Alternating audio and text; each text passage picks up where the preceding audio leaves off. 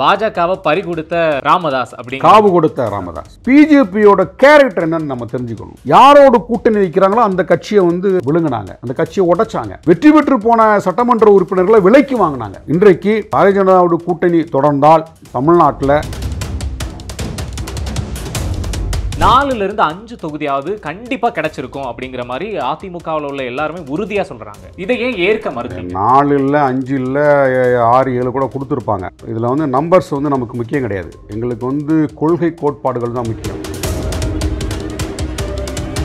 பாரதிய ஜனதாவை எங்களை நாடி எங்கள் தலைவர்கிட்ட பேச்சுவார்த்தை நடத்தினாங்க. நீங்கள் வாங்க, திராவிட கட்சிகளை உதறி தள்ளிட்டு வாங்க, உத்தரப்பிரதேசத்தில் மாயாவதியை முதலமைச்சர் ஆக்கினது மாதிரி உங்களை தமிழ்நாட்டுக்கு முதலமைச்சர் ஆக்குறோம், எத்தனை கோடி வேண்டுமானால் நாங்கள் செலவு பண்ணுறோம், உங்களை முதலமைச்சர் ஆக்கணும்னு சொல்லிட்டு அதிமுக 1 சீட்டு 2 சீட்டு கிடைத்தால் கூட அவர்கள் யாரை பிரதமர் ஆக்குவாங்க? நாளைக்கு ராகுல் காந்தியா மோடியா அப்படின்னு ஒரு போட்டி உருவாகும் போது அதிமுக யார் பக்கம் நிற்பாங்க? திமுகவை எதிர்க்கிற அந்த உறுதியான நிலைப்பாட்டிலிருந்து அதே அளவுக்கு அவங்க பிஜேபி எதிர்க்கிறது இல்லை. பாரதிய ஜனதா சும்மா இருக்காது. அவங்க ஒரு பெரிய திமிங்கலம், இந்த கடல்ல இருக்க குட்டி குட்டி மீன்களை திமிங்கலம் முழுங்கும். அது மாதிரி பாட்டாளி மக்கள் கட்சியோட தொண்டர்களை கண்டிப்பா பாரதிய ஜனதா தன்வயப்படுத்தும். இதுல மாற்று கருத்து இல்லை. வளர்த்து கொண்டு வந்தீங்களா, அந்த மக்கள்கிட்ட நம்பிக்கை ஏற்படுத்தினீங்களா? இன்றைக்கு உங்க கட்சி தொண்டர்களே நீங்களே காவு கொடுக்குறீங்க. யாருக்கு? திருமாவளவனுக்கு திடீர்னு பாமக மேல ஒரு அக்கறை வர்றதுக்கு என்ன காரணம்? நீங்க பாட்டாளி மக்கள் கட்சி மேல அக்கறை அப்படின்றத கடந்து வன்னியர் சமூக இளைஞர் மீது எங்களுக்கு ஒரு அக்கறை இருக்குங்க. என்றைக்குமே பாட்டாளி மக்கள் கட்சியோட அரசியல் நிலைப்பாட்டை தான் நாங்கள் எதிர்த்திருக்கோம். எங்கள் தலைவர் எதிர்த்திருக்காரு. வன்னியர் சமூக மக்களை என்றைக்குமே எதிர்த்ததில்லை, இந்த இடத்துல எதிர்த்து பேசினதில்லை. ஆனால் அவர்கள் இவர் வன்னியருக்கு எதிரான மாதிரியான ஒரு கட்டமைப்பு உருவாக்குனாங்க. அதெல்லாம் ஒட்டச்சு தான்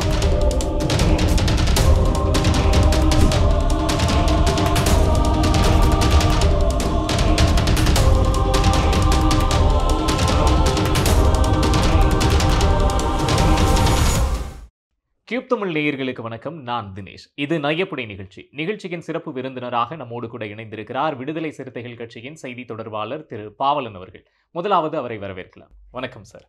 வணக்கம். எப்படி சார் இருக்கீங்க? நலமா இருக்கேன். Okay sir. இந்த முறை விசிக தனித்து, அதாவது பொது தொகுதியில போட்டியிடணும் அப்படின்னு விரும்புச்சு.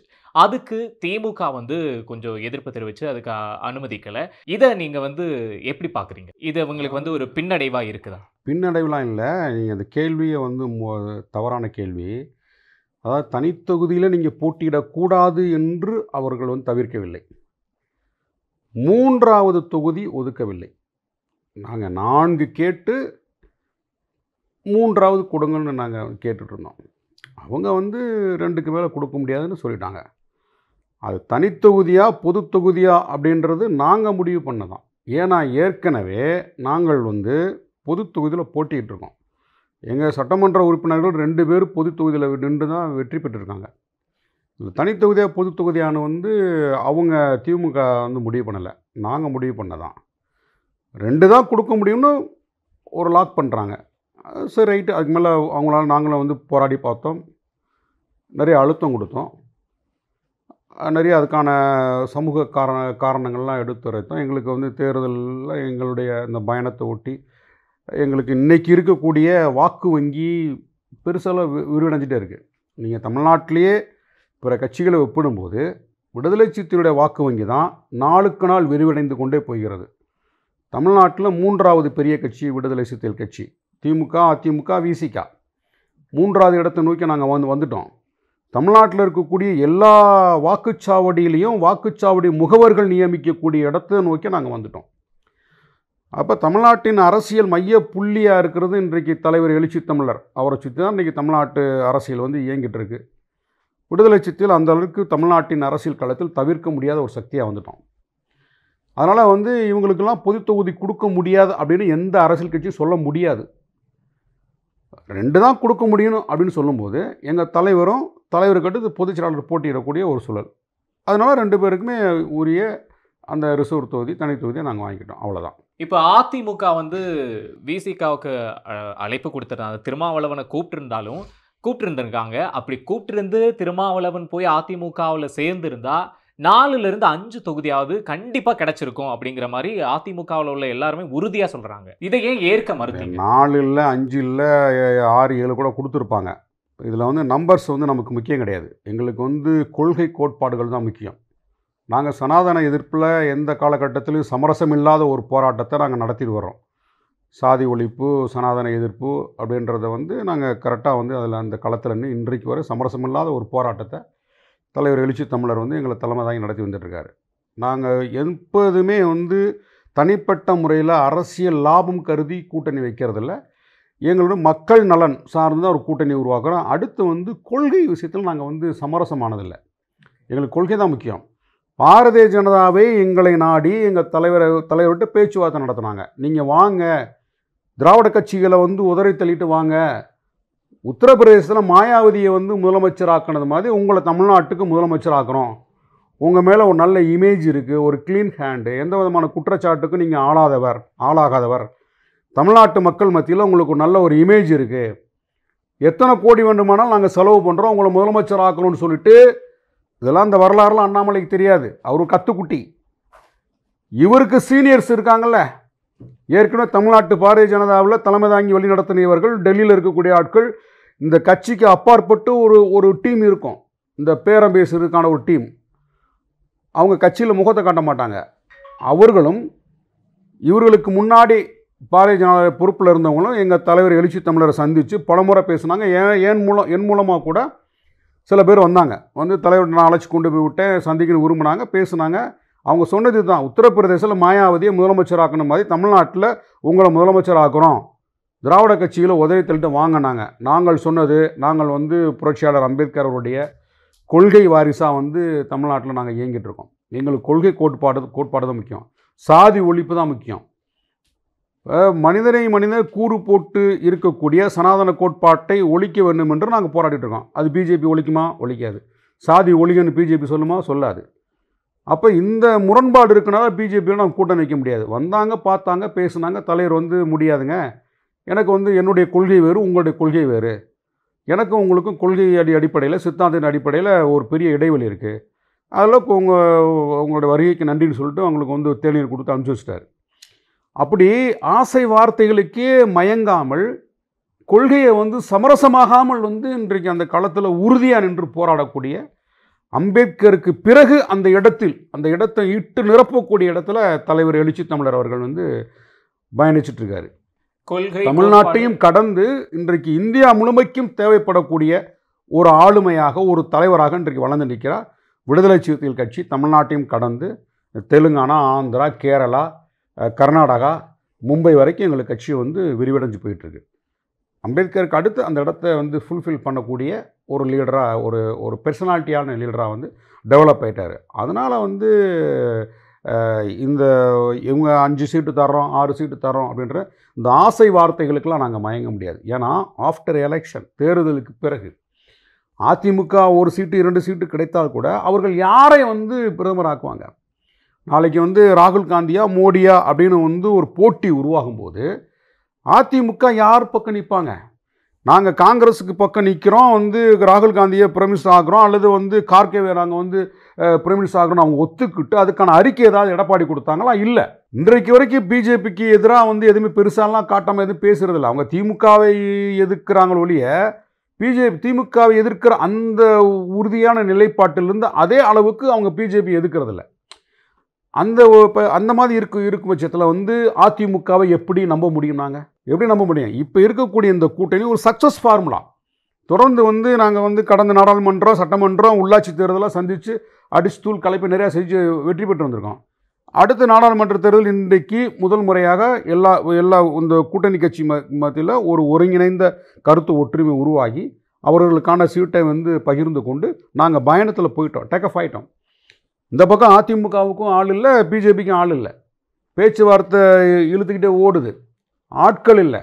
லெட்டர் பேட் கட்சி சேர்க்குறாங்க, சாதி சங்கங்களை சேர்த்து வச்சுட்ருக்காங்க. வாக்குகளே இல்லாத ஆட்களை பூரா கூப்பிட்டு வச்சுட்டு நாங்கள் வந்து கூட்டணி அமைக்கணும்னு சொல்லிட்டு இன்றைக்கி 2 கட்சியுமே செட்டில் ஆகாமல் இருக்குது. ஸோ வந்து தேர்தல் களத்தில், முன்களத்தில் நாங்கள் வந்து ஒரு சக்ஸஸ்ஃபுல் ஃபார்முலாவோட வெற்றி வேட்பாளர்களாக நாங்கள் பயணம் பண்ணிட்டு இருக்கோம். நீங்க சொல்றத பார்த்தா எங்க கட்சி மட்டும்தான் கொள்கை கோட்பாடு இதெல்லாம் ஃபாலோ பண்ணுது, மற்ற கட்சிகள் இப்போ இருக்கக்கூடிய கட்சிகள்லாம் கொள்கை கோட்பாடு இதெல்லாம் எல்லாத்துக்கும் சமரசமாகி போயிட்டு இருக்கு அப்படிங்கிற மாதிரி தான் நீங்க பேசிட்டு இருக்கீங்க. இதுக்கு என்ன காரணம்? அதாவது நாங்கள் வந்து ஆட்சி அதிகாரத்தை கைப்பற்ற வேண்டும் அப்படின்ற அந்த இலக்கு மட்டும் எங்களுக்கு இருந்துச்சுன்னா நாங்கள் எங்களுக்கான கொள்கையை உதவி தள்ளிட்டு சமரசமாக இருப்போம். ஏன்னா இப்போ பிஜேபி எங்களுக்கு நீங்கள் வாங்க முதலமைச்சர் ஆக்குறோன்னு சொன்னதவே நாங்கள் ஏற்றுக்கொள்ளவில்லை. முதல்ல எல்லாருக்கும் ஒரு முதலமைச்சர் கனவு இருக்குல்ல.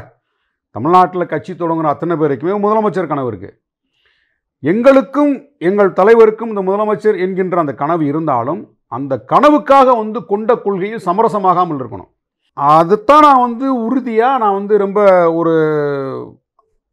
உறுதிப்பட நான் சொல்கிறேன். நாங்கள் கொள்கையில் நாங்கள் ரொம்ப ஸ்ட்ராங்காக இருக்கோம், நாங்கள் உறுதியாக இருக்கோம் நான் சொல்கிறோம். மற்ற கட்சிகள் அப்படி சொல்லுங்கள். அப்படி யாருமே இல்லைல்ல. நாங்கள் வந்து பாமக வந்து ஒரு சாதியவாதம், பாஜக ஒரு மதவாதம். இந்த இரண்டு கட்சிகளோட என்றைக்குமே கூட்டணி இல்லை அப்படின்னு நாங்கள் என்னைக்கு டிக்ளேர் பண்ணோமோ அதில் நாங்கள் சரியாக இருக்கணும். மதவாதத்தோடும் சாதியவாதத்தோடும் என்றைக்குமே சந்தர்ப்பவாதம் சமரசம் இல்லாத ஒரு பயணம் அரசியல் களத்தில். மக்கள்கிட்ட நீங்கள் நம்பிக்கையை கொடுக்கணுங்க. சும்மா வந்து நம்ம ஒரு கட்சியை வச்சுருக்கோம், ஒரு அதிகாரத்தை நோக்கி நகரணும் அப்படின்றக்காகவே நம்ம எல்லா இடங்களையும் சமரசமாயிட்டக்கூடாது. நம்பிக்கையை கொடுக்கணும். இன்றைக்கு பாட்டாளி மக்கள் கட்சி என்ன பண்ணியிருக்காங்க, ஒரு பக்கம் அதிமுகட்ட பேசுகிறாங்க, இன்னொரு பக்கம் வந்து பாரதிய ஜனதாட்ட பேசுகிறாங்க. எப்பயுமே ஜெயலலிதா இருந்த காலத்தில் சரி ஜெயலலிதாட்ட பேசிகிட்டு இருப்பாங்க, அந்த பக்கம் கலைஞர்கிட்ட பேசிகிட்டு இருப்பாங்க.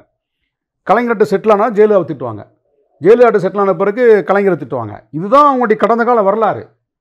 இப்போ கொஞ்ச நாள் பாருங்கள் அதிமுக திட்டுவார். அவர் அதிமுகட்ட பேசினார், தொகுதி கிடைக்கல, கேட்ட பணமும் கிடைக்கல. இங்கே வந்து நிறையா தொகுதி கொடுக்குறாங்க. ரெண்டாவது வந்து அவருடைய அன்புமணியை வந்து எப்படியாவது பிஜேபி ஆட்சி அமைச்சா இவருக்கு வந்து ஒரு மத்திய அமைச்சர் ஒன்றியத்துறை அமைச்சர் பதவிக்கு வாங்கலாம் அப்படின்ற இந்த ஃபார்முலாவோட இந்த கணக்கில் போயிட்டு அதிக எண்ணிக்கையில் சீட்டு நோட்டுன்றது செட்டில் ஆகிட்டாங்க. நாங்கள் அப்படி இல்லைல்ல. நாங்கள் அதுலேருந்து வேறுபட்டு நிற்கிறோம். 2 இடம்தான் எங்களுக்கு கொடுக்க முடியும்னு திமுக ஒரு நிர்பந்தம் பண்ணும்போது கூட கொள்கைக்காக அதை தாங்கி கொண்டு நாங்கள் வந்து ஏற்றுக்கொண்டு இருக்கிறோம். எங்களுக்கு வந்து 5 தொகுதி 10 தொகுதியில் கூட போட்டியிடுவதற்கு வலிமை இருந்தாலும் அதையெல்லாம் ஏன் விட்டு கொடுக்குறோம் அப்படின்னா கொள்கைக்காக விட்டு கொடுக்குறோம். அப்போ நாங்கள் கொள்கையில் சமரசமாக இருந்தால் அர்த்தம் ரொம்ப ஸ்ட்ராங்காக இருக்கிறோம். நாங்கள் அவங்க வந்து சொல்லுவாங்க, இப்போ தமிழ்நாட்டில் 40க்கு 40 வந்து திமுக கூட்டணி ஜெயிக்க போகுது, வெற்றி பெற போகுது.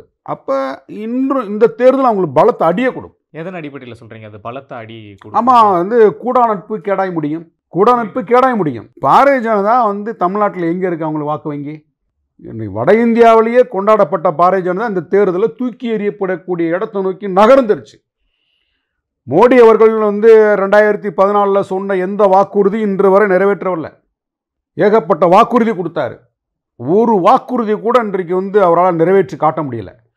இப்போ பிஜேபி சேர்ந்தவங்க என்ன சொன்னால், மோடி அப்படி இப்படின்னு ஒரு பிம்பத்தை வந்து ஒரு திரைப்படத்தில் இருக்கக்கூடிய ஒரு கதாநாயகனுக்கு எப்படி முக்கியத்துவம் கொடுத்து ஒரே நேரத்தில் ஒரு கதாநாயகன் 50 பேர் அடித்து வீழ்த்துவார், ஒரு 100 பேர் அடித்து வீழ்த்துவார். அப்படி தான் மோடியை வந்து உருவாக்குறாங்க. ஏதோ வந்து ஒரு சூப்பர் ஹீரோ மாதிரி தொடர்ந்து அவரை வந்து மீடியாவில் காட்டுறது, நடக்கிறது, போகிறது, வருது. இந்த ரோட் ஷோலாம் நடத்திக்கிட்டு அந்த இந்த கேட் வாக்கா இது மாதிரியான ஒரு இதை உருவாக்குறாரு. இவராக வந்து என்ன பண்ணீங்க 10 ஆண்டு காலம் உங்கள் கையில் வந்து கிடைச்ச அந்த ஆட்சி அதிகாரத்தை பயன்படுத்தி இந்த மக்களுக்கு என்ன பண்ணீங்க? ஒன்றுமே பண்ணலைங்க. வெறும் வந்து மதம் ரீதியாக அந்த மக்களை வந்து கூறு போட்டு பிளவுபடுத்து இந்த நாட்டில் இருக்கிற அனைத்து தரப்பு மக்களுமே வந்து மதம் தொடர்பான விவாதத்துக்குள்ளே கொண்டு போய் அடைச்சிட்டிங்க. நம்ம எல்லாருமே வந்து சாதி மதத்தை பற்றி பேசக்கூடிய ஒரு இடத்த கொண்டு போய் நிர்பந்தத்தில் போய் திணிச்சிட்டிங்க. கடவுள், மதம், சடங்கு, சாஸ்திரம் இதை பற்றி தான் பேசுகிறீங்க. வளர்ச்சி திட்டம் என்ன பண்ணீங்க? சுயசார்பு இந்தியாவை அறிவிச்சிங்கல்ல. வளர்ச்சி திட்டம் என்ன இருக்குது உங்ககிட்ட? என்ன இம்ப்ளிமெண்ட் பண்ணியிருக்கீங்க? எதை சக்ஸஸ் பண்ணி காட்டியிருக்கீங்க? ஏற்கனவே மன்மோகன் சிங் காலத்தில், காங்கிரஸ் ஆட்சி காலத்தில் செஞ்சதை சாதனைகளை நாங்கள் செஞ்சோன்னு தூக்கி வாரி போட்டுக்கிறீங்க. எவ்வளோ அசிங்கம், கேவலம். எல்லாம் அவங்க கொண்டு வந்தது. நீங்கள் என்ன பண்ணீங்க? நாங்கள் வந்து எங்கள் கொள்கை இது, எங்கள் கோட்பாடு இது, எங்கள் செயல் திட்டம் இது, இதெல்லாம் மக்களுக்கு செஞ்சுருக்கோம், எங்களுக்கு வாக்கு போடுங்கன்னு சொல்ல முடியுதா மோடியால்? இப்போ வந்தார்ல, நான் 5 முறை 6 முறை தமிழ்நாட்டுக்கு வந்தார்ல, இங்கே வந்து திமுகவை கேலி பண்ணுறாரு, காங்கிரஸை கேலி பண்ணுறாரு, அங்கே கோயில் இருக்குது, அந்த அம்மன் இருக்குது, இந்த அம்மன் இருக்குது, சக்தி அப்படின்றாரு, ரோட் ஷோ நடத்தி காட்டுறாரு. அதாவது கோயம்புத்தூரில் அவங்களுக்கு ஒரு ஹோல்டு இருந்தது, அப்படியே நினச்சாங்க. இன்றைக்கி அதே கோயம்புத்தூரில் அவர் ரோட் ஷோ போகும்போது வரவேற்பதற்கு ஆள் இல்லை. வாடகைக்கு ஆட்களை அழைத்து வந்து அவருடைய வாகனம் போகும்போது அப்படியே பின்னாடியே 2 பக்கமும் வந்து அப்படியே அந்த வாடகைக்கு கூலிக்கு கூட்டு வந்த ஆட்கள் போனால் அப்படியே நடக்க விடுறாங்க. ஆளே இல்லை. பெங்களூரில் ஆள் இல்லை, கேரளாவில் ஆள் இல்லை, வந்து சேலத்தில் பொதுக்கூட்டத்தில் ஆள் இல்லை. எல்லாம் கூலிக்கு கூட்டு வந்தாங்க, எல்லாம் கிளம்பி போயிட்டாங்க. கூலி கிடச்ச உடனே கூட்டம் கலைஞ்சு, மோடி பேசிகிட்டு இருக்காரு, கூட்டம் கலைஞ்சு போயிட்டுருக்கு. புரியுதா உங்களுக்கு? அப்போ வந்து எங்கள் அந்த மாதிரியான ஒரு கட்சியில் பாமக போய் கூட்டணி வச்சிருக்கு. அப்போ இவர்களாகவே வந்து யானை தன் தலையில் மண்ணை வாரி போட்டது போல் வந்து தனக்குத்தானே தீங்கிழைத்து கொள்ளக்கூடிய இடத்தை நோக்கி இன்றைக்கு அந்த கூட்டணிலாம் போயிடுச்சு. அதனால் நாங்கள் என்னென்னா, விடுதலை சிறுத்தைகள் தமிழ்நாட்டில் சமூக அரசியல் பண்பாட்டு களத்தில் ஒரு ஆளுமை நிறைந்த சக்தியாக நாங்கள் வளர்ந்து வந்துட்டுருக்கோம். தமிழ்நாட்டு அரசியல் களத்தின் மைய புள்ளியாக இருக்கிறோம். அது ஒரு பெருமையோடு தான் நான் சொல்கிறேன். அதிமுகவை காப்பாற்றின எடப்பாடி கே பழனிசாமி, பாஜகவை பறிகொடுத்த ராமதாஸ் அப்படி காவு கொடுத்த ராமதாஸ் அப்படின்னு உங்கள் சமூக வலைதளங்களில் நீங்கள் பதிவிட்டிருக்கீங்க. இதுக்கு என்ன காரணம்? அதாவது இப்போ நாங்கள் வந்து அதிமுகவுக்கு தொடர்ந்து எங்கள் தலைவர் எழுச்சி தமிழர் வந்து தொடர்ந்து வேண்டுகோள் விடுச்சார். ஒப்பீட்டளவில் ஒரு காலத்தில் திமுகவுடைய வாக்கு வங்கியை விட அதிமுகவுக்கு கொஞ்சம் அதிகமாக தான் இருந்தது ஜெயலலிதா இருந்த காலத்தில். அவங்களும் வந்து திமுக செய்த சாதனைகளை போல் அவங்களும் நிறைய செஞ்சுருக்காங்க மக்களுக்கு, இல்லைன்னு சொல்லலை. அதிமுகவுடைய பங்களிப்பும் தமிழ்நாட்டு அரசியலில் சமூக நீதி இடங்களில் நிறைய பங்களிப்பு செஞ்சுருக்காங்க, உறுதியாக இருந்தாங்க. இன்றைக்கு ஜெயலலிதா அம்மையார் இல்லாத இடத்துல எடப்பாடி இருக்கிறார். அவர் நம்பி அந்த கட்சி இருக்குது. சொல்லப்போனால் வந்து ஒரு அந்த அதிமுகவுடைய ஒரு வலிமையான தலைவராக தான் இன்றைக்கு வந்து உருவாகிட்டார். ஆனால் அவங்களும் வந்து இந்த பாரதிய ஜனதாவோட கூட்டணி வச்ச காரணத்தினால பிஜேபியோட கேரக்டர் என்னன்னு நம்ம தெரிஞ்சுக்கணும். பாரதிய ஜனதாவோட கேரக்டர் என்னென்னா, அவர்கள் வந்து எங்களுடைய கொள்கை இது, எங்களுடைய கோட்பாடு இது, மக்களுக்காக அடிப்படை தேவைகளுக்காக நாங்கள் மக்களை திரட்டி போராடுறோம் அப்படின்லாம் போய் ஊராக போய் பாரதிய ஜனதாவுக்கு ஒரு கிளையை கட்டி அந்த கட்சியை அவங்க வளர்க்கலை. எல்லா மாநிலங்கள்லேயும் வந்து யாரோட கூட்டணி வைக்கிறாங்களோ அந்த கட்சியை வந்து விழுங்கினாங்க, அந்த கட்சியை உடைச்சாங்க. வெற்றி பெற்று போன சட்டமன்ற உறுப்பினர்களை விலைக்கு வாங்கினாங்க. கட்சிகளை உடைப்பதும் விலைக்கு வாங்குவதும் அச்சுறுத்துவதும் பெரிய அந்த கட்சியில் இருக்கக்கூடிய பெரிய பெரிய தலைவர்கள் எல்லாம் வந்து அமலாக்கத்துறை, வருமான வரித்துறை வந்து ரைடு விட்டு அவங்கள வந்து அச்சுறுத்தி அவர்கள் தலைமையில் வந்து ஒரு குழுவை உடைச்சி கொண்டு வந்து இப்படி தான் பாரதிய ஜனதா வந்து வளர்க்குறாங்க. அதே நிலைமை அதிமுகவுக்கும் உருவாகிவிடக்கூடாதுன்னு தான் நாங்கள் வந்து அதிமுகவுக்கு எங்கள் தலைவர் நிறைய வேண்டுகோள் கொடுத்தாரு. அதன் அடிப்படையில் வந்து இன்றைக்கு பாரதிய ஜனதாவோட கூட்டணி தொடர்ந்தால் தமிழ்நாட்டில் மத சிறுபான்மையினர் வாக்குகளை நம்ம திரட்ட முடியாது. பாரதிய ஜனதாவுக்கு தமிழ்நாட்டில் ஒரு கடுமையான எதிர்ப்பு இருக்குது. ஆகவே அந்த கட்சியிலிருந்து நம்ம வெளியேறி நம்ம கட்சியை காப்பாற்றுவோம், தொண்டர்களை காப்பாற்றுவோம் என்று எடப்பாடி எடுத்த முடிவை நாங்கள் வரவேற்கிறோம், பாராட்டுகின்றோம். இன்னொரு பக்கம் சமூக நீதி பேசிய, இடஒதுக்கீட்டு கொள்கை பேசிய, ஆற்றுநர் உரிமை பற்றி ஒரு காலத்தில் பேசி கொண்டிருந்த பாட்டாளி மக்கள் கட்சி இன்றைக்கு அதற்கு நேரெதிராக இருக்கக்கூடிய பாரதிய ஜனதாவோடு போய் இணைச்சிட்டாங்க. கட்சியை வந்து கூட்டணி வச்சுருக்காங்க. என்ன அப்படின்னா, பாரதிய ஜனதா சும்மா இருக்காது. அவங்க ஒரு பெரிய திமிங்கலம், இந்த கடலில் இருக்க குட்டி குட்டி மீன்களை திமிங்கலம் முழுங்கும். அது மாதிரி பாட்டாளி மக்கள் கட்சியோட தொண்டர்களை கண்டிப்பாக பாரதிய ஜனதா தன்வயப்படுத்தும். இதில் மாற்று கருத்து இல்லை. பாட்டாளி மக்கள் கட்சியில் இருக்கக்கூடிய அடிமட்ட தொண்டர்களை அவர்களை சனாதனமயமாக்கி அவர்களுக்கும் வந்து இந்த இந்து உணர்வை வந்து ஊட்டி அவர்களை பிஜேபி பக்கம் இழுத்து கொண்டு போயிடுவாங்க. அப்போ நீங்கள் கஷ்டப்பட்டு சமூக நீதி பேசி, இடஒதுக்கீட்டை பேசி 1987 வந்து இடஒதுக்கீட்டுக்காக துப்பாக்கி சூட்டில் இறந்தவங்களுக்கெல்லாம் வந்து அப்படி இப்படிலாம் என்னவோ பேசி கட்சியை வளர்த்தீங்கள, வளர்த்து கொண்டு வந்தீங்களா, அந்த மக்கள்கிட்ட நம்பிக்கை ஏற்படுத்தினீங்களா. இன்றைக்கு உங்கள் கட்சி தொண்டர்களே நீங்களே வந்து காவு கொடுக்குறீங்க. யாருக்கு? பாரதிய ஜனதாவுக்கு காவு கொடுக்குறீங்க. அவங்க அழகாக வந்து கஷ்டப்படாமல் ஊராக அலையாமல், கட்சி கிளையை கட்டாமல், கொள்கையை சொல்லாமல், கோட்பாடு சொல்லாமல், போராட்டம் நடத்தாமல் அழகாக வந்து அப்படியே வந்து தலைவாழை இலையில் வந்து பந்தி சாப்பிட்டது மாதிரி, படையில் போட்டு சாப்பிட்ட மாதிரி பாட்டாளி மக்கள் கட்சி தொண்டர்களை பாரதிய ஜனதா அப்படி அள்ளிட்டு போகிறாங்க. இது நடக்கும். நாங்கள் கட்டுக்கோப்பாக வச்சுருக்க கட்சியை காப்பாற்ற சொல்ல முடியாதுங்க. அதாவது வந்து செம்மண்ணில் கலந்த மலைத்துளி வந்து அந்த கலராக மாறி போகும்.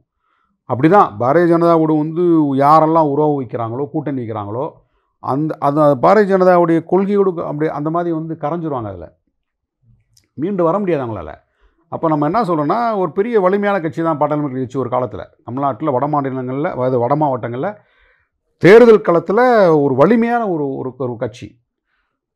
18 எம்எல்ஏ வரைக்கும் வந்தான்னு நினைக்கிறேன். 18 எம்எல்ஏ வெற்றி பெற்றாங்க. 5 நாடாளுமன்ற உறுப்பினர் வச்சுருந்தாங்க. ஒன்றிய அமைச்சரெல்லாம் இருந்தாங்க. பாட்டாளி மக்கள் கட்சி எங்கள் பக்கம் வராதா, திமுக பக்கம் வராதா, அதிமுக பக்கம் வராதா அப்படிலாம் வந்து பெரிய ஒரு டிமாண்ட் இருந்தது அன்றைக்கு. அப்படிப்பட்ட கட்சி இன்றைக்கு ஒன்றுலாம் போச்சு. மேலும் கொண்டு போய் அப்படியே வந்து காவு கொடுக்குறாங்க. அதனால் நான் சொன்னேன், எடப்பாடி பழனிசாமியும் அதிமுகவை காப்பாற்றிய எடப்பாடி பழனிசாமி, பாமகவை காவு கொடுத்த டாக்டர் ராமதாசன் சமூக வலைதளங்களில் ஒரு பதிவு போட்டேன். திருமாவளவனுக்கு திடீர்னு பாமக மேல ஒரு அக்கறை வர்றதுக்கு என்ன காரணம் அப்படின்னு சொல்லிட்டு நான் கேட்கல. இந்து மக்கள் கட்சியோட தலைவர் வந்து அர்ஜுன் சம்பத் கேட்டிருக்காரு. அதுக்கு உங்களோட பதில் என்ன? நீங்கள் பாட்டாளி மக்கள் கட்சி மேலே அக்கறை அப்படின்றத கடந்து வன்னியர் சமூக இளைஞர் மீது எங்களுக்கு ஒரு அக்கறை இருக்குங்க. அந்த இளைஞர்கள் மத்தியில் ராமதாஸ் வந்து டாக்டர் ராமதாஸும் அந்த கட்சியில் இருக்கிற முன்னணி தலைவர்களும் தலைவர் எழுச்சி தமிழர்களுக்கு எதிராக, விடுதலை சித்துக்கு எதிராக தொடர்ந்து ஒரு அவதூறை பரப்பிட்டு இருந்தாங்க. அது வந்து கடைநிலையில் இருக்கக்கூடிய சாதாரண ஏழை எளிய ஒரு கூலி தொழிலாளியாக இருக்கக்கூடிய ஒரு வன்னியர் சமூகத்தை சார்ந்த இளைஞர்கள் மத்தியில் கொண்டு போய் திணிச்சாங்க. அந்த வன்மத்தை திணிச்சாங்க.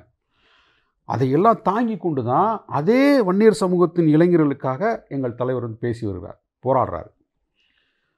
ரொம்ப ஃபண்டமெண்டல் ரைட்ஸ், அடிப்படை உரிமை தேவையானது கல்வி, எஜுகேஷன் எம்ப்ளாய்மெண்ட்டு. வன்னியர் சமூகத்தில் எல்லோருமே லேண்ட்லார்டு கிடையாது. இன்றைக்கி நான் வந்து போய் பார்க்கும்போது அந்த கிராமங்களில் நிறைய குடிசைவாழ் மக்கள் நிறையா இருக்கிறாங்க, லேபர்ஸ் நிறையா இருக்காங்க, தொழிலாளர்கள் நிறையா இருக்காங்க. இப்போ அவர்களுக்கான கல்வி உரிமை ரொம்ப முக்கியம், அவர்களுக்கான வேலை வாய்ப்பு ரொம்ப முக்கியம். இப்போ அந்த இடத்த விட்டு ராமதாஸ் வந்து கலந்துட்டார். அந்த இடத்த வந்து ஃபுல்ஃபில் பண்ணுற இடத்துல எங்கள் தலைவர் எழுச்சி தமிழர் இருக்கிறார். தொடர்ந்து என்றைக்குமே பாட்டாளி மக்கள் கட்சியோட அரசியல் நிலைப்பாட்டை தான் நாங்கள் எதிர்த்துருக்கோம், எங்கள் தலைவர் எதிர்த்திருக்காரு. வன்னியர் சமூக மக்களை என்றைக்குமே எதிர்த்ததில்லை, எந்த இடத்துல எதிர்த்து பேசினதில்லை. ஆனால் அவர்கள் வந்து இவர் வன்னியருக்கு எதிரான்ற மாதிரியான ஒரு கட்டமைப்பு உருவாக்குனாங்க. அதெல்லாம் ஒட்டச்சு தான் தமிழ்நாட்டின் அனைத்து தரப்பு இளைஞர்கள் மத்தியில் நம்பிக்கைக்குரிய ஒரு தலைவராக தலைவர் எழுச்சி தமிழர் வளர்ந்து நிற்கிறார். அது வடக்கே இருக்கக்கூடிய வன்னியர்களும் சரி, மேற்கே இருக்கக்கூடிய கவுண்டர்களும் சரி, தெற்கே இருக்கக்கூடிய தேவர்களும் சரி, அனைத்து அது நாடார்களோ கவுண்டரோ யாதவர் யார் என்னென்ன சமூகம் இருக்கோ எல்லா தமிழ்நாட்டில் இருக்க அனைத்து தரப்பு இளைஞர்கள் மத்தியில் நம்பிக்கைக்குரிய ஒரு தலைவராக வந்து டெவலப் ஆகி வர்றார், வளர்ந்து வர்றார். அதனால் இப்போ வன்னியர் சமூகத்தை சார்ந்த அந்த மக்களை நாங்கள் கைவிட்ட முடியாது. அவர்களுக்கான அடிப்படை உரிமைகளுக்காகவும் தேவைகளுக்காகவும் சட்டப்படியான அவர்களுக்கு கிடைக்க வேண்டிய எல்லா உரிமைகளுக்காகவும் நாங்கள் வந்து போராடிட்டுருக்கோம். விடுதலை சிறுத்தைகள் கட்சியில் ஏராளமான வன்னியர்கள் இன்றைக்கி இருக்கிறாங்க. அதில் வந்து அந்த அடிப்படையில் தான் எங்கள் தலைவர் வந்து அந்த சமூகத்துக்கான ஒரு அக்கறையாக தான் பேசினார் தவிர பாட்டாளி மக்கள் கட்சிக்கான அக்கறையாக நம்ம அதை ஏற்றுக்கக்கூடாது. ஏன்னா ஒரு காலத்தில் நாங்கள் வந்து சேர்ந்து அவரோட பயணித்தோம். எங்கள் தலைவர் எழுச்சி தமிழர் சமூக நீதி போராளி தலைவர் திருமாவளவன் வந்து டாக்டர் ராமதாஸை வந்து தன்னுடைய தந்தைக்குரிய ஒரு இடத்துல வச்சு பார்த்தார். தனக்கு தந்தையை எப்படி நேசிப்பாரோ அந்த அளவுக்கு ராமதாஸை நேசித்தார். ஆனால் தலைவர் எழுச்சி தமிழர் அவருடைய அந்த நேசித்தலுக்கு தகுதி இல்லாதவராக அவர் ஆக்கிக்கிட்டார். தேர்தலில் வெற்றி தோல்வி சகஜம். ஆனால் வடமாவட்டங்களில் பெரும்பான்மையாக இருக்கக்கூடிய 2 சமூக மக்களிடம் ஒற்றுமையை ஏற்படுத்துறது தான் நீ வந்து சரியான ஒரு சமூக நீதி காவலராக இருக்க முடியும். 2 சமூகமே உழைக்கின்ற சமூகம் தான் வட மாவட்டங்களில் வெற்றி தோல்வியை தீர்மானிக்கக்கூடிய சமூகம் பெரும்பான்மையான சமூகம். இந்த சமூகத்தின் ஒற்றுமைக்காக அரசியல் சமூக பண்பாட்டு களத்தில் அந்த சமூகம் வந்து ஒன்றாக பயணிக்க, 2மே தமிழ் சமூகம் தானே, 2 பேருடைய மொழி தமிழ், 2 பேருடைய பண்பாடு கலாச்சாரம் நாகரிகமே தமிழ் தான், 2 பேருமே தமிழர்கள் தான். அப்போ இந்த 2 பெரும் சமூகம் வந்து சாதி அடிப்படையில் பிளவுபட்டு கிடக்குது. இதை ஒற்றுமைப்படுத்துவதற்கான வேலையை எங்கள் தலைவர் எழுச்சி தமிழ் செய்தார். அதை மேலும் கூர்மையாக்கி பகையாக்கி பிளவுபடுத்துகின்ற வேலையை வந்து டாக்டர் ராமதாஸை செய்தார். நாங்கள் அவர் நம்பினோம். அந்த நம்பிக்கையை அவர் வந்து நம்பிக்கை துரோகமாக வந்து அவர் எடுத்துக்கிட்டார். எங்களுக்கு அந்த மாதிரி நம்பிக்கை துரோகத்தை கொடுத்துட்டார். அதனால் இன்றைக்கு வந்து நம்ம வந்து பாட்டாளி மக்கள் கட்சியில் இருக்கக்கூடிய தொண்டர்கள் மீதும் இளைஞர்கள் மீதும் எங்களுக்கு ஒரு அனுதாபம் இருக்கிறது. அதான் அந்த அங்கே போயிட்டாங்க, போகக்கூடாத இடத்துக்கு போயிட்டாங்க, அவ்வளோதான். விசிகா போட்டியிடுற இந்த 2 தொகுதிகளுமே பாமக வந்து போட்டியிடாது அப்படிங்கிற மாதிரி அண்மை செய்தி ஒன்று பார்த்தோம். ஸோ இதுக்கு என்ன காரணம்? திடீர்னு இந்த பின்வாங்கலுக்கான காரணம் என்ன? அவர்கள் வந்து ஒரு காலத்தில் ஒரு 7-8 விழுக்காடு வாக்கு வங்கி வச்சுருந்தாங்க. யார்?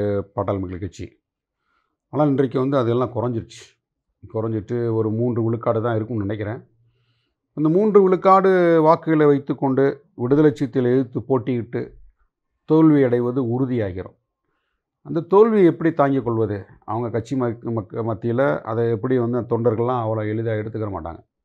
மற்ற கட்சியில் தோத்தா அது ஒரு மாதிரி எடுப்பாங்க. அப்போ அவங்களுக்கு வந்து சிதம்பரமும் விழுப்புரமும் பாட்டாளி மக்கள் கட்சி போட்டியிட்டாலும் தோல்வி அப்படின்றது அவங்க உணர்றாங்க. ஏன்னா 4 முனை போட்டி. அதிமுக ஒரு அணி, திமுக ஒரு அணி, அங்கே இந்த பக்கம் வந்து நாம் தமிழர் ஒரு அணி, இவங்க ஒரு அணி. இதில் விடுதலை சிறுத்தைகள் இடம்பெற்றிருக்கக்கூடிய திமுக ரொம்ப வலுவாக இருக்குது. திமுகவோட வாக்கு வங்கி, விடுதலை சிறுத்தைகள் வாக்கு வங்கி, காங்கிரஸ் கட்சியோட வாக்கு வங்கி, 2 கம்யூனிஸ்ட் கட்சியோட வாக்கு வங்கி, மதிமுகவோட வாக்கு வங்கி, இதெல்லாம் சேரும்போது விடுதலை சிறுத்தைகளுடைய அந்த வெற்றி வந்து உறுதியாகுது. இப்போ பாட்டாளி மக்கள் கட்சி இடம்பெற்றக்கூடிய பாஜக எடுத்துக்கிட்டிங்கன்னா, பாட்டாளி மக்கள் கட்சியோட வாக்கு வங்கி மட்டும்தான் அங்கே இருக்குது. அந்த கூட்டணியில் இருக்கக்கூடிய பாரதிய ஜனதாவுக்கு ஒரு 1% தான் இருக்கும். வேறு சின்ன சின்ன உதிரி இயக்கங்களுக்கெல்லாம் பெருசாக வந்து வாக்கு வங்கி இருக்காது. ஒரு பெர்சன்டேஜ் கூட இல்லை சொல்ல முடியாது. அந்த மாதிரியான ஆட்கள் தான் அங்கே இருக்கிறாங்க. அப்போ உங்களுக்கு பாட்டாளி மக்கள் கட்சியோட வெற்றி என்பது ஒரு அச்சத்தை கொடுத்துருக்கிறது. முடியாது அப்படின்ற இடத்துக்கு அவர்களே வந்துட்டாங்க. வட மாவட்டங்களில் வலிமையாக இருக்கக்கூடிய விடுதலை சிறுத்தைகளோட மோதி தோல்வியுற்றால் 2026 தேர்தலில் அவர்களால் வந்து பார்கெயின் பண்ண முடியாது. தேர்தல் களத்தில் பேரம் பேச முடியாது. ஆகவே வந்து அதை பின்வாங்குறாங்க. தோல்வி பயத்தால் பின்வாங்குறாங்க. தோல்வி பயத்தால் 100 விழுக்காடு பாட்டாளி மக்கள் கட்சிக்கு அவர்களுக்கு தெரியுங்க. 10 தொகுதியுமே வெற்றி பெற மாட்டாங்க, நல்லாவே தெரியுங்க. வேறு வழி இல்லாமல் போய் சேர்றாங்க. ஏதோ ஒரு நம்பிக்கையில் போய் சேர்றாங்க. அது மோடி மறுபடியும் பிரைம் மினிஸ்டர் ஆவார், அன்புமணிக்கு வந்து ஏதாவது ஒன்றிய அமைச்சர் வாங்கலாம் அப்படின்ற அந்த பெரிய கனவோடு தான் வந்து ஒரு பெரிய கட்சியை வந்து காவு கொடுக்குறாங்க. அதெல்லாம் அந்த ஒரு 10 விழுக்காடு வந்து 10 தொகுதியுமே வெற்றி பெறாது அப்படின்றது அவங்களுக்கு தெரியும். அதில் சிதம்பரத்துலேயும் விழுப்புரத்துலேயும் போய் நம்ம ஏன் இப்போ தேவையில்லாமல் போட்டிக்கிட்டு மேலும் அதை வந்து நம்ம உறுதிப்படுத்தணும் அப்படின்ற மாதிரியான அந்த தயக்கம், அதனால் வந்து பின்வாங்கியிருக்காங்க. போன முறை தேர்தல் அப்போ வந்துட்டு விசிகாவுக்கான அந்த வெற்றி வாய்ப்பு அப்படிங்கிறது நள்ளிரவு டைமில் தான் வந்து கிடைச்சதா அறிவிக்கப்பட்டது. ஸோ அதே மாதிரி இப்போ சிதம்பரத்தில் அதுக்கான நெருக்கடிகள் அந்த மாதிரியான சூழ்நிலைகள் நிலவுதான். கடந்த முறை 2 அணிகளுமே கொஞ்சம் ரொம்ப டஃப் ஃபைட் இருந்தது. களத்தில் வந்து எல்லாம் அந்த பக்கம் இருந்தாங்க. அடுத்து வந்து போன முறையே எங்களை வந்து தோற்கடிப்பதற்கான எல்லா உத்திகளையும் கையாண்டார்கள். ஏன்னா நீங்கள் பாரதிய ஜனதாவோ ரொம்ப மூர்க்கமாக அரசியல் களத்தில் சமூக களத்தில் எதிர்த்து நிற்பது இன்றைக்கு தலைவர் திருமாவளவன் அவர்கள் தான். அப்போ இவர் வெற்றி பெற்று நாடாளுமன்றத்துக்கு வந்துடக்கூடாது, அங்கே வந்து இவருடைய குரல் ஓங்கி ஒழிச்சிடக்கூடாதுன்றது அவங்க ரொம்ப தெளிவாக இருந்து கிட்டத்தட்ட நிறைய கோடிகளை வந்து கொட்டி செலவு பண்ணாங்க. அப்படி இருந்து நாங்கள் வெற்றி பெற்றோம்.